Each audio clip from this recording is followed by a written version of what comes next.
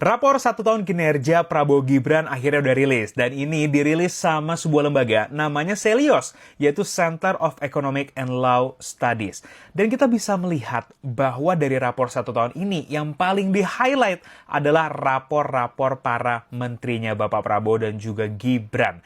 Kita melihat di sini banyak banget perubahan ranking ya dari 100 hari pertama sama 1 tahun pertama kepemimpinan Prabowo Gibran. Nah, yang gue highlight adalah 4 paling bawah menteri-menterinya Bapak Prabowo nih. Yang pertama itu ada Bapak Raja Juli Antoni. Yang kedua itu adalah Bapak Natalius Pigai. Yang ketiga adalah Bapak Dadan Hindayana. Dan yang terakhir adalah Bapak Bahlil Lahadalia. Biasanya kalau di sekolah, rapor merah itu tuh bisa nggak naik kelas atau harus remedial biar naik kelas.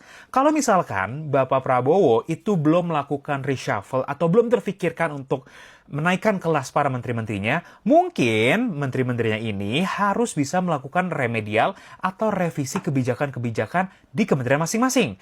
Yang paling di-highlight kan akhir-akhir ini adalah kebijakan dari Menteri SDM, yaitu Bapak Bahlil Lahadalia, yang sangat memunculkan opini publik tuh yang benar-benar negatif semua. Dimana masalah bensin, masalah LPG, dan lain sebagainya.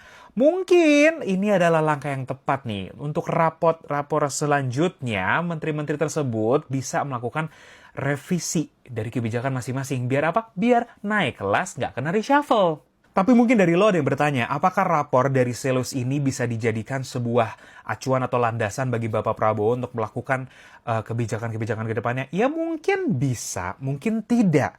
Tapi ini bisa menjadi sebuah awalan untuk melihat bahwa respon publik dan juga expert menilai kinerja Prabowo Gibran serta menteri-menterinya itu memang harus banyak perubahan. Dan lo bisa lihat langsung di websitenya Celios, nih gue kasih linknya di bawah atau di kolom komen.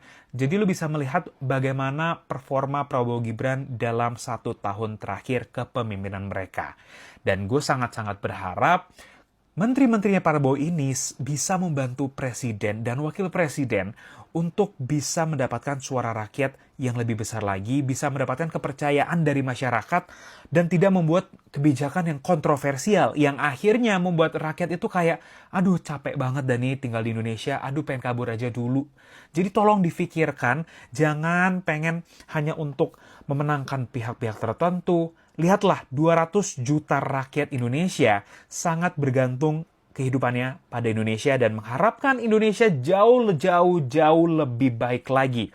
Percaya sama gue. Tapi menurut lo, siapakah menteri yang harus mendapatkan rapor merah? Tulis di kolom komentar.